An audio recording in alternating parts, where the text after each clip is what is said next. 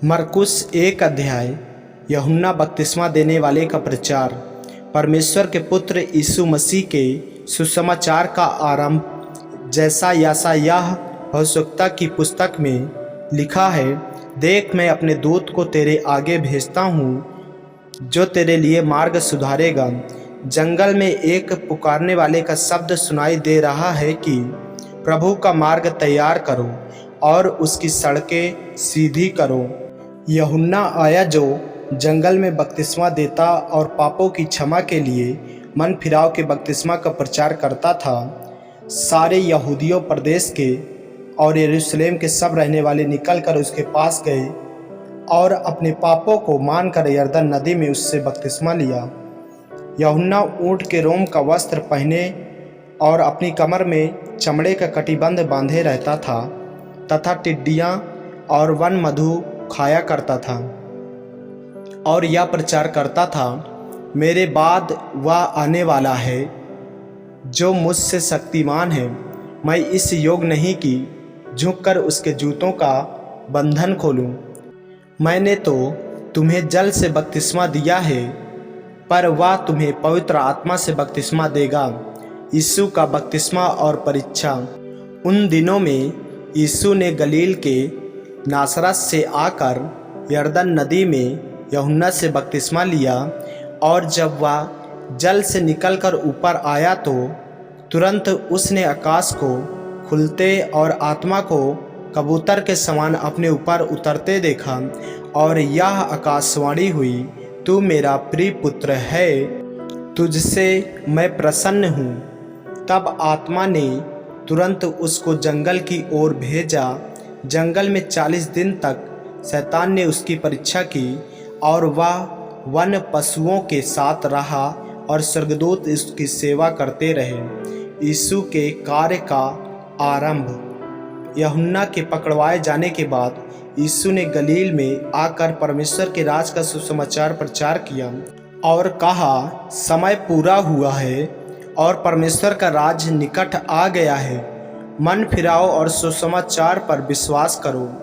मछुओं का बुलाया जाना। गलील के झील के किनारे किनारे जाते हुए उसने सिमोन और उसके भाई अंद्रियास को झील में जाल डालते देखा, क्योंकि वे मछुए थे। यीशु ने उनसे कहा, मेरे पीछे आओ, मैं तुमको मनुष्यों के मछुए बनाऊंगा। वे तुरंत जालों को छोड़कर उसके पीछे हो लिए।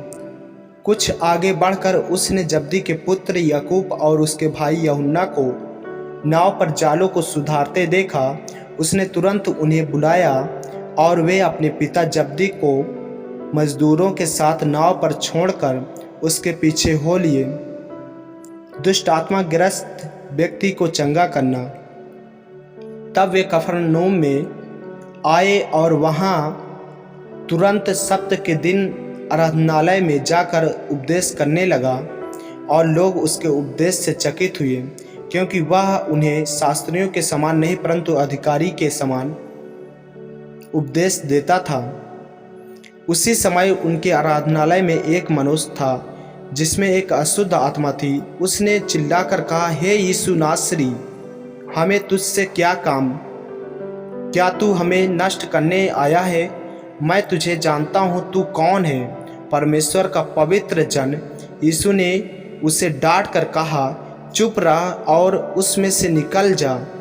तब अशुद्ध आत्मा उसको मरोड़कर और बड़े शब्द से चिल्लाकर उसमें से निकल गई। इस पर सब लोग आश्चर्य करते हुए आपस में वाद विवाद करने लगे, यह क्या बात है? या तो कोई नया उपदेश है।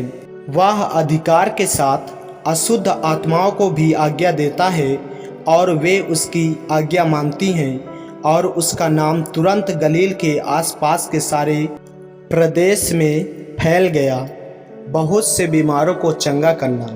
वह तुरंत आराधनालय में से निकलकर याकूब और यूहन्ना के साथ सिमोन और अंद्रियास के घर आया। सिमोन की सास ज्वर से पीड़ित थी, और उन्होंने तुरंत उसके विषय में उससे कहा। तब उसने पास जाकर उसका हाथ पकड़ के उसे उठाया और उसका ज्वर उतर गया और वह उनकी सेवा टहल करने लगी। संध्या के समय जब सूर्य डूब गया तो लोग सब बीमारों को और उन्हें जिनमें दुष्ट आत्माएं थी उसके पास लाए और सारा नगर द्वार पर इकट्ठा हुआ। उसने बहुतों को जो नाना प्रकार की बीमारियां से दुखी थे चंगा किया। बहुत से दुष्ट आत्माओं को निकाला और दुष्ट आत्माओं को बोलने न दिया, क्योंकि वे उसे पहचानती थी। एकांत में यीशु का प्रार्थना करना। भोर को दिन निकलने से बहुत पहले वह उठकर निकला और एक जंगली स्थान में गया और वहां प्रार्थना करने लगा। तब समौन और उसके साथी उसकी खोज में गए। जब वह मिला तो उससे कहा, सब लोग तुझे ढूंढ रहे हैं। उसने उनसे कहा, आओ हम और कहीं आसपास की बस्तियां में जाएं कि मैं वह भी प्रचार करूं, क्योंकि मैं इसीलिए निकला हूं। अतः वह सारे गलील में उनके आराधनालयों में जाकर प्रचार करता और दुष्ट आत्माओं को निकालता रहा। कोढ़ के रोगी को चंगा करना। एक कोढ़ी उसके पास आया, उससे विनती की और उसके सामने घुटने टेक कर उससे कहा, यदि तू चाहे तो मुझे शुद्ध कर सकता है। उसने उस पर तरस खाकर हाथ बढ़ाया और उसे छू कर कहा, मैं चाहता हूँ तू शुद्ध हो जा। और तुरंत उसका कोढ़ जाता रहा और वह शुद्ध हो गया। तब उसने उसे चिताकर तुरंत विदा किया और उससे कहा, देख, किसी से कुछ मत कहना, परंतु जाकर अपने आप को याजक को दिखा और अपने शुद्ध होने के विषय में जो कुछ मूसा ने ठहराया है उसे भेंट चढ़ा कि उन पर गवाही हो। परंतु वह बाहर जाकर इस बात का बहुत प्रचार करने और यहाँ तक फैलने लगा कि यीशु फिर खुला में खुला नगर में न जा सका, परंतु बाहर जंगली स्थानों में रहा और चारों ओर से लोग उसके पास आते रहे। आमीन। मेरे प्रियो, यदि आप इस चैनल पर नए हैं, यदि आपने अभी तक हमारे चैनल को सब्सक्राइब नहीं किया है तो हमारे चैनल को सब्सक्राइब करें और बेल आइकन के बटन को दबाएं ताकि वीडियो रोजाना आप तक पहुंच सके। जय मसीह की। प्रभु आपको आशीष दे।